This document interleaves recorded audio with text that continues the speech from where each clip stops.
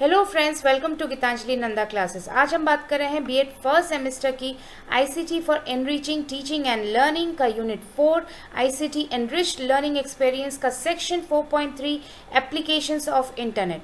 Friends, इस वीडियो में हम जानेंगे किस तरह इंटरनेट यूजफुल होता है एजुकेशन सिस्टम में और इस सेक्शन से आपके एग्जाम में क्या सवाल आ सकते हैं। फ्रेंड्स, मैं सेक्शन बाय सेक्शन जा रही हूँ और हर एक सेक्शन में क्या सवाल आ सकता है बीएड एग्जाम को, उससे रिलेटेड आपको नोट्स दे रही हूँ। अगर आपको मेरे नोट्स अच्छे लगते हैं तो लाइक, शेयर और सब्सक्राइब करना बिल्कुल मत भूलिए। So let's get started on applications of internet.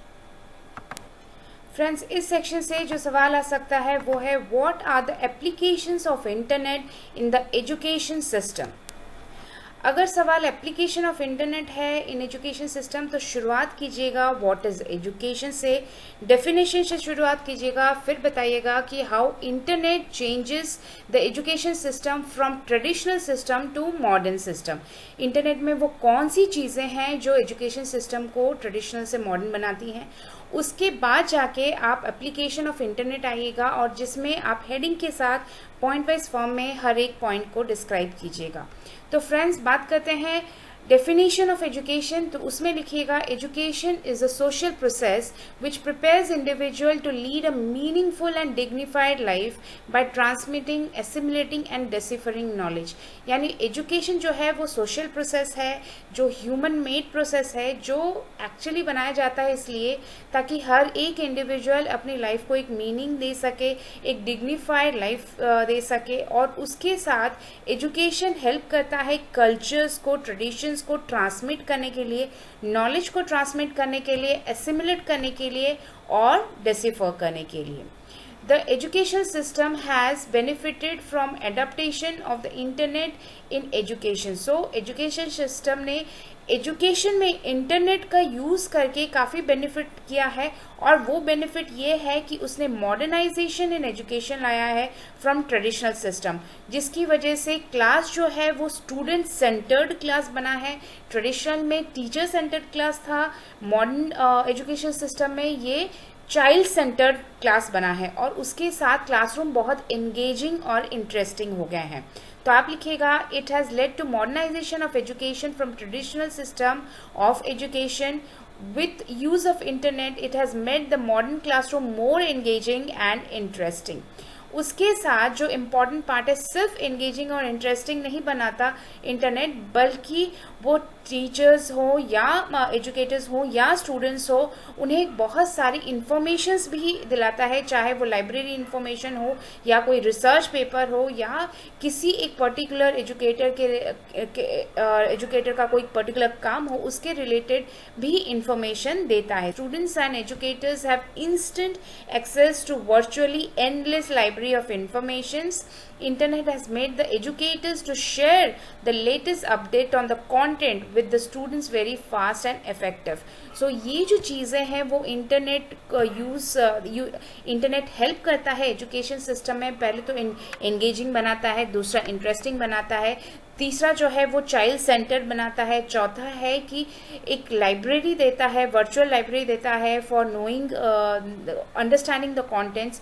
उसके साथ शेयरिंग ऑफ डेटा भी देता है ताकि जल्दी चीज़ों को हम शेयर कर और लर्न कर सकें। इसके बाद आते हैं एप्लीकेशंस ऑफ इंटरनेट। तो फ्रेंड्स, जिस तरह मैंने आपको कहा कि आपको पॉइंट वाइज फॉर्म में हेडिंग देकर लिखना है, तो आपको हर एक को हेडिंग देकर लिखना है। बट इतना ध्यान रखिएगा ये बीएड का एग्जाम है तो एग्जाम्पल्स जो होंगे वो सब्जेक्ट या एजुकेशन रिलेटेड होंगे, टीचर्स और स्टूडेंट्स रिलेटेड होंगे। फर्स्ट में लिखिएगा इजी एक्सेस टू इन्फॉर्मेशन, तो जल्दी आपको इन्फॉर्मेशन मिल जाता है। सेकंड्स में लाइब्रेरी मिलती है, डिक्शनरी मिलती है, विकीपीडिया मिलता है और उसके साथ टीचर्स जो हैं वो लेटेस्ट जो रिसर्च है वो भी सर्वे कर पाते हैं जल्दी, जो बच्चों को वो सिखा पाते हैं। So for teaching the students internet helpful होता है, लर्निंग ऑल्सो हेल्पफुल होता है, शेयरिंग ऑल्सो हेल्पफुल होता है और ये सारी चीज़ें बहुत जल्दी होती हैं। So easy access to information. Internet provides large number of information in seconds which have taken days in traditional mode of study. Teachers can also find latest development in their field and deliver it to their students. So जो चीज़ें traditional mode में, traditional system, education system में काफ़ी दिन ले सकते थे, वो कुछ मिनटों में या कुछ घंटों में बिकॉज ऑफ इंटरनेट हो जाता है. सेकेंड है मल्टीमीडिया. अगर आप कोई भी चीज़ को इंटरेस्टिंग बनाना चाहें तो उसमें विजन, ऑडियो और एंगेजिंग, अगर ये तीनों चीज़ें हों तो लर्निंग सबसे ज़्यादा होता है और उस चीज़ को प्रोवाइड करता है इंटरनेट. ऐसे तो अगर आप कोई स्पेसिफिक एनिमेशन देखना चाहें या कोई स्पेसिफिक टूल देखना चाहें, उसके लिए आपको एक स्पेसिफिक सॉफ्टवेयर की ज़रूरत पड़ेगी. पर इंटरनेट के थ्रू ये बहुत सारी चीज़ें जो एनिमेशन है, वीडियोज़ हैं, इलस्ट्रेशंस हैं, वो ईजीली आप देख सकते हैं. So internet allows teachers and students to access multimedia content which otherwise need special softwares. Students gain deeper perspectives of the subjects by videos, pictures and audios. So यहाँ multimedia का जो use है in education, हमने last unit में पढ़ा था, वो easy हो जाता है इंटरनेट के यूज़ से.